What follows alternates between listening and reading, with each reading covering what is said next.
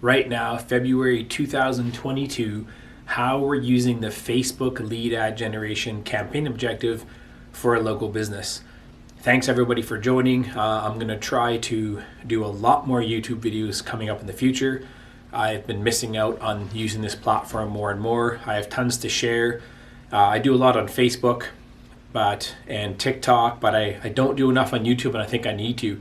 So in today's video, I want to give you a case study on what we're doing right now for a local business in Canada here. And we're using a Facebook lead ad campaign. And I love doing whiteboard. Hopefully you can see it on the camera, but I love doing whiteboard so you can see what I'm talking about. You can take notes if you want, or you can take screenshots, or I just like doing it. It's like teaching, and it feels like I'm trying to help you better if you can actually see it as well as hear my voice talk about it. Just what I like to do. I have another big whiteboard as well, but I'm going to use the little tripod one for now. But basically we're using, as you know, at the campaign level for Facebook, you can choose a whole bunch of different ways to run your ads. And the reason why is Facebook knows who is more likely to take certain actions. Like if you do a conversion campaign for a purchase and you tell Facebook you want to do that, they are going to put that ad in front of people that are more likely to do a conversion of a purchase because they have that data. Facebook has so much data. So we're doing the lead ad campaign. So we're saying send this ad to people that are more likely to fill in the lead ad campaign, or to fill in the lead ad form that shows up that's pre-populated by Facebook. So they don't leave the Facebook platform and go to our website. They stay on Facebook. So when they click on our ad, they've got a little box, and it's a lead ad form, and it's pre-populated with the email and name that Facebook knows they have. You can ask for more information, but we typically stick with name and email. It's the easiest one.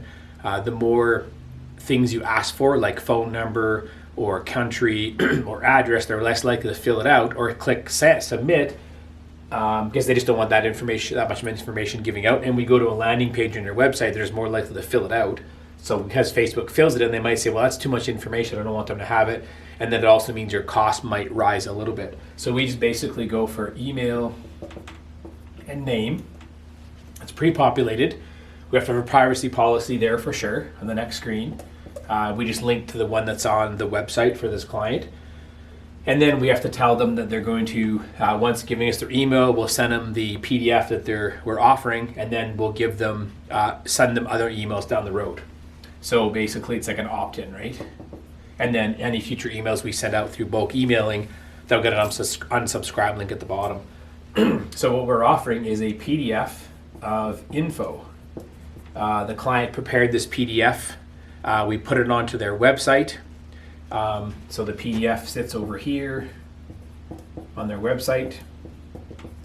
And then when the person fills in all the information on the form, at the end they'll click on a box which will say, take me to the PDF. It'll go to the website where they can then download or read the PDF. This client tried one type of PDF, the first one. It didn't work. We'll just put an X there.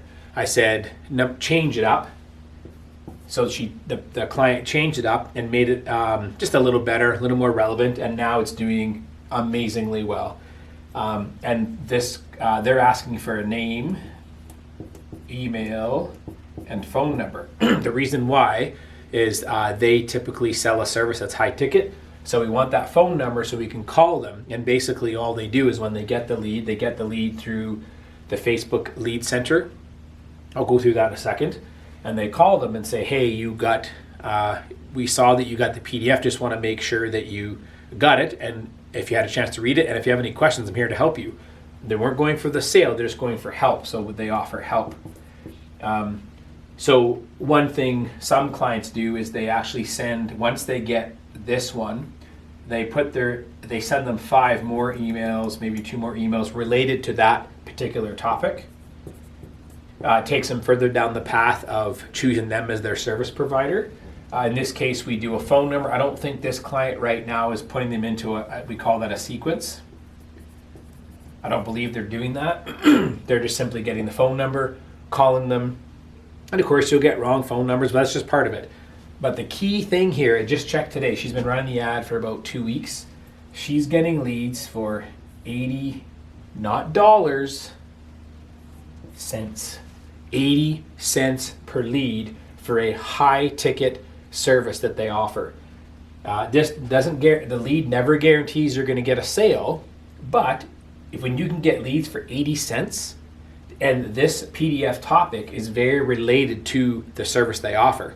So the fact that they clicked on this link and asked for this PDF is a good indication that they're interested in the service they're providing, and they're only paying 80 cents. One of my clients is doing a very similar type ad in a similar industry, and they're paying $5 a lead, which is also unreal. So when they can get 80 cents, amazing. Another client, somewhat similar industry, different province altogether, they're getting leads for about, I think it's $280. They're all doing the lead generation campaign.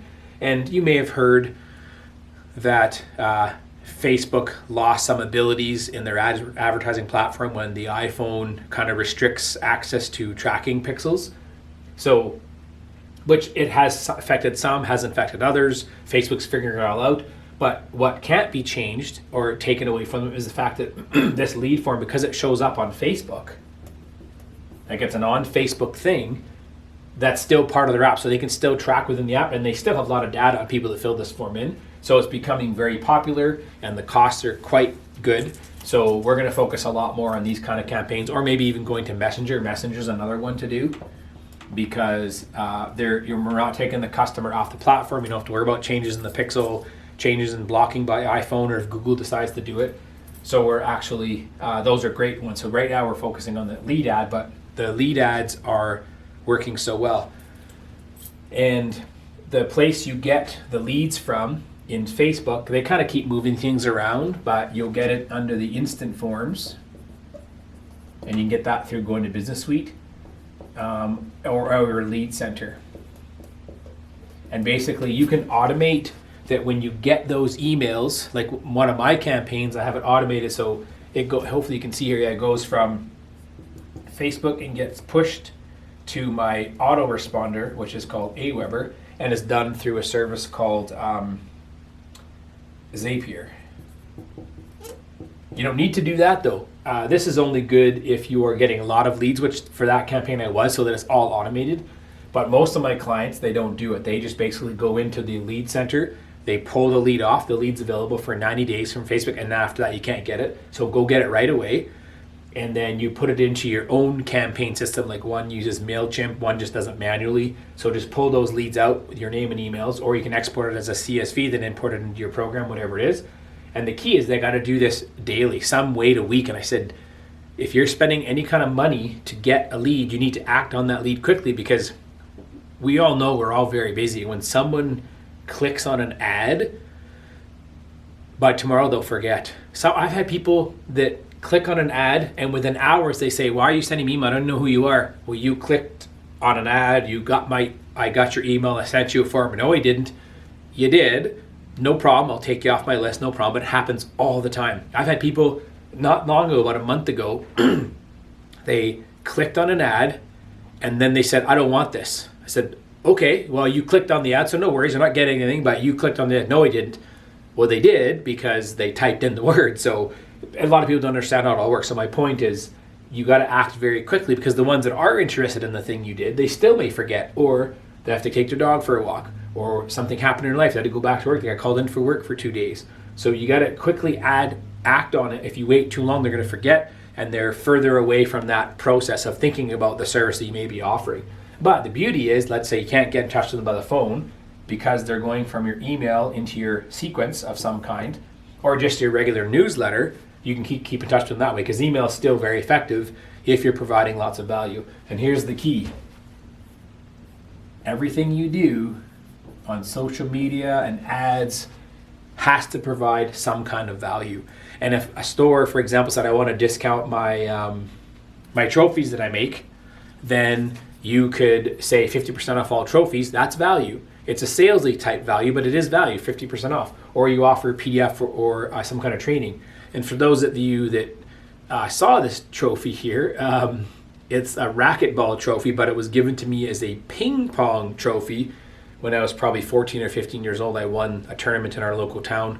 That's my trophy. They never even gave my name on it, so it could be a lie. But no, this is the one. It's been around for so many years. I wonder if there's a date on the bottom here. There might be. I'll try to see if I can find a date.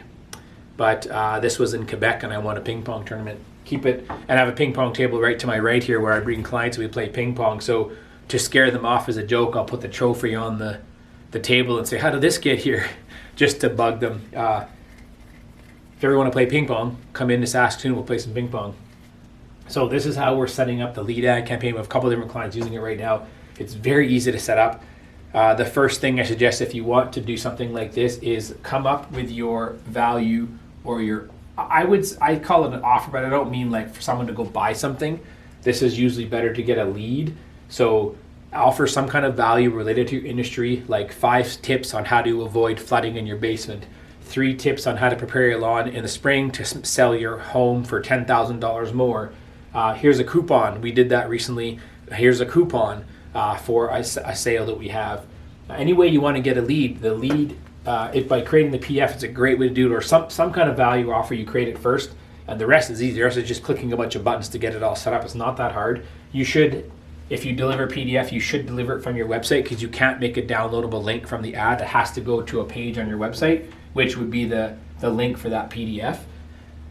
So you have to have a website where you can actually upload a PDF, but pretty much all platforms you use nowadays can put a PDF on there so people can download it, so that shouldn't be a problem for you. If you want help, of course, you can always comment below and I'll do my best to point you in the right direction on how to put it on your website. Creating PDFs is easy. You can do it in Word. I have a Mac, so I use Pages. It can export it as a PDF, so it's not a problem there. Don't even have to make it fancy. You can just type in a bunch of words, maybe add one graphic or not, doesn't matter. It's all about the value you create. No one cares so much about the presentation. You can present it better over time, but I'd way rather see businesses put out the value now, even if it's not the greatest PDF, to give people value. Make sure it's organized and you do spell check or that kind of thing, but make sure that it provides value. Don't worry about how pretty it looks right now. And then the rest is clicking a bunch of buttons. And then, I mean, how would you like to have leads for your business for 80 cents? If you have a business that leads are important to you.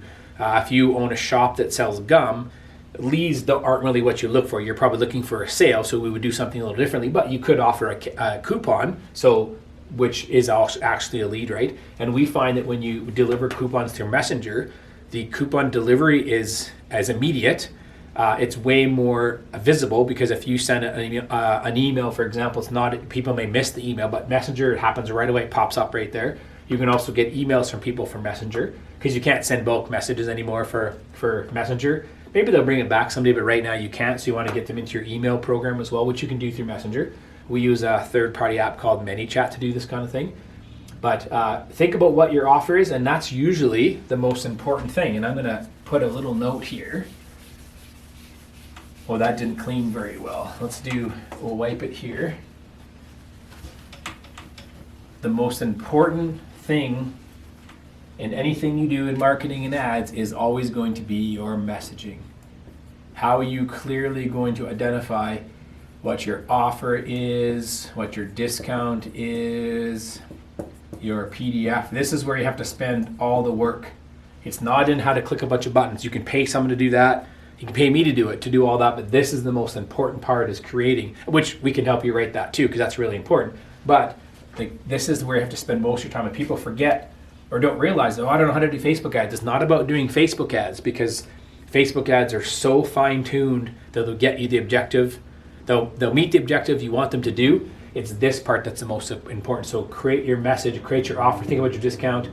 And I have videos on my Facebook page that talk about how to do that. I'll put one on YouTube. I don't think it is on yet, but maybe that'll be my next video, is how to create these and what process we go through to find out what your offer and discount is. But that's one of our case studies right now.